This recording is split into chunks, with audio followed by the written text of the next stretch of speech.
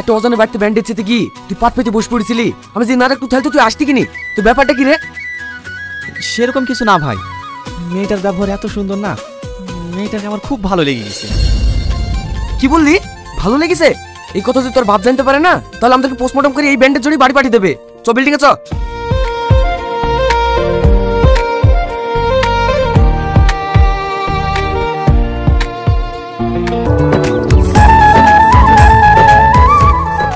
বাড়িতে কেউ আছেন? কি ব্যাপার, আজকে আবার কার কি হলো? না না, কারো কিছু হয়নি, আসলে এই ওড়নাটা।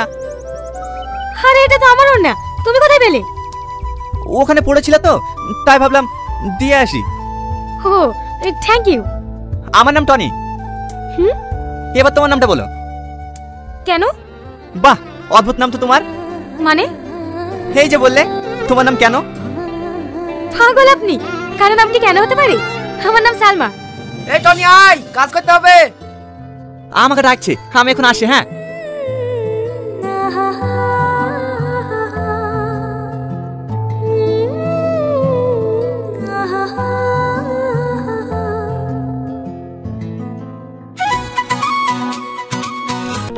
ইশালা এ করছে কেন রে?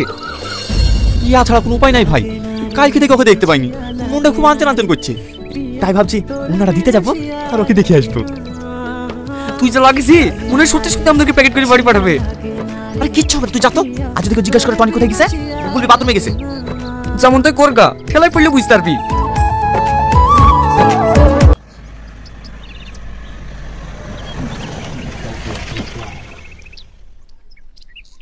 গ্রামের রাস্তাগুলো এত বাজে হয় না, আজ থেকে পুরো মাজা শেষ হয়ে গেল। কি হলো, ফুচকা খাবে বলে বসে থাকলে যে বাইরে? 15 টাকা।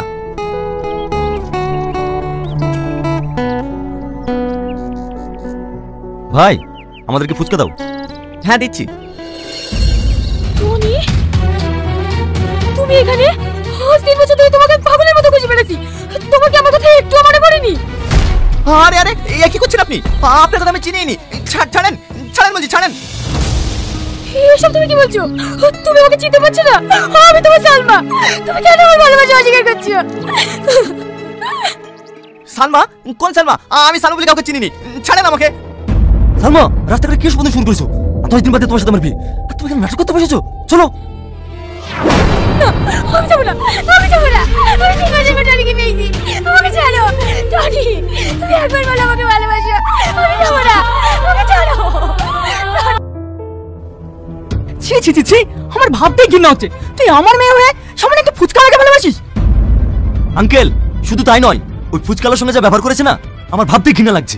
ওখান থেকে তো আসতে চাইছিল না, আমি জোর করে নিয়ে এসেছি। সালমা, সামাদ কি বলছে? কথার উত্তর দাও। আমি ভুল কিছু তো করিনি, ওকে আমি ভালোবাসি, ওকে বিয়ে করতে চাই। বিয়েটাকে হাতের মোয়া ভাবছো নাকি? তুমি যাকে বলবে তার সঙ্গে তোমার বিয়ে দিয়ে দেবো। সামাদ, তোমার আব্বাকে খবর দাও, আমি 1 সপ্তাহের মধ্যে তোমার সঙ্গে বিয়ে দিতে চাই। না আব্বা, আমি সামাদকে বিয়ে করতে পারবো না। ও, তুমি সামাদকে বিয়ে না করে ওই ফুচকালাকে বিয়ে করবা? এটা আমার ফাইনাল ডিসিশন, তোমাকে ওই সামাদকে বিয়ে করতে হবে, আন্ডারস্ট্যান্ড?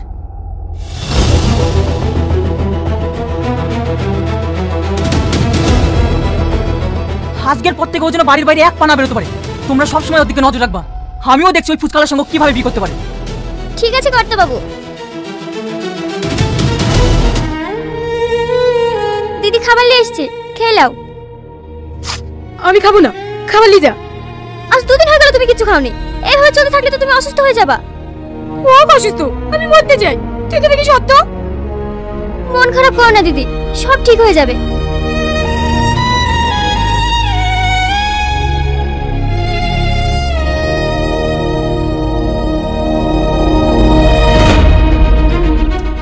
এটা কি টনিদের বাড়ি? হ্যাঁ, কিন্তু তোমাকে তো ঠিক চিনতে পারলাম না মা। আমাকে আপনি চিনবেন না, আমি কলকাতা থেকে আসছি। টনি বাড়িতে আছে? হ্যাঁ আছে। একটু ডাকেন আন্টি। বাবু একটু বাইরে আয় তো, একটা মেয়ে তোর খোঁজ করছে। কে? কি ব্যাপার, আপনি আবার বাড়িতে চলে এসেছেন? টনি তুমি এইভাবে বলো না, আমার খুব কষ্ট হচ্ছে। আমি তোমাকে ভালোবাসি, তাই আমি সব ছেড়ে দিয়ে আজকে তোমার কাছে চলে এসেছি। আচ্ছা আপনার মাথায় শব্দ কি কাটা? সেদিন আসতে উল্টোপাল্টা কথা বলছিলেন, আজকে আবার বাড়িতে চলে এসেছেন। কি করবো বলো, আমার আব্বা জোর করে অন্য ছেলের সাথে বিয়ে ঠিক করেছে। আমি তোমাকে ছাড়া অন্য কাউকে বিয়ে করবো না। তুমি কি সত্যি আমাকে চিনতে পারছো না টনি? আবার সে চিনতে পারছো না? আরে আপনাকে আমি কবার বলবো, আপনাকে আমি চিনিনি। আপনি কেন বুঝতে চাইছেন না? তুমি একবার বোঝার চেষ্টা করো। বলো বলো টনি, তুমি আমাকে সত্যি চিনতে পারছো না? তুমি সত্যি আমার ভালোবাসা বুঝতে পারছো না? ঠিক আছে আমি চলে যাচ্ছি, কিন্তু তোমাকে একদিন আমার ভালোবাসার জন্য পস্তাতে হবে, পস্তাতেই হবে।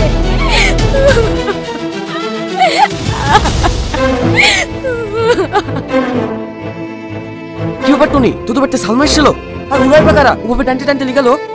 তুই ওই মেয়েটাকে চিনিস নাকি? চিনবো না মানে? ও তোর প্রেমিকা, তুই ওকে পাগলের মতো ভালোবাসতি। কিছু বলছেন?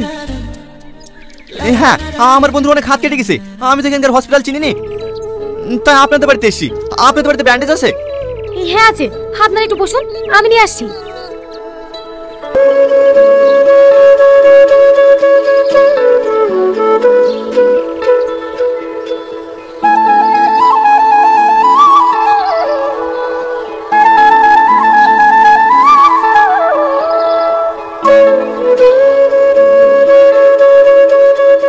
ব্যান্ডেজ করে দিয়েছি, আর রক্ত বেরোবে না।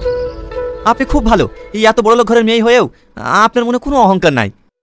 আপনি অনেক ভালো, আপনাকে দেখেই বোঝা যাচ্ছিল যে আপনি আপনার বন্ধুর জন্য কতটা কষ্ট পাচ্ছিলেন। বাড়িতে তো আর কাউকে দেখতে পাচ্ছি না, আপনি কি একা থাকেন? না না, আমি একা থাকি না, আমার আব্বু মাও থাকে। আসলে ওরা দুজন জব করে তো, রাতের বেলা ফিরবে। ও, বলছিলাম যে এখন যাই। এই চোখ দাঁড়ান, এই মলমটা নিয়ে যান, ব্যান্ডেজটা খুলে লাগিয়ে দেবেন। তাহলে আসি। হ্যাঁ, কি মায়া লাগে তোকে দেখে আজ, ভালোবাসা নাকি ভালো লাগারি কোলাজ, তুই হবে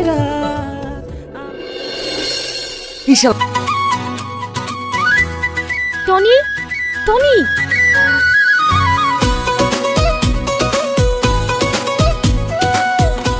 এতে কি আছে?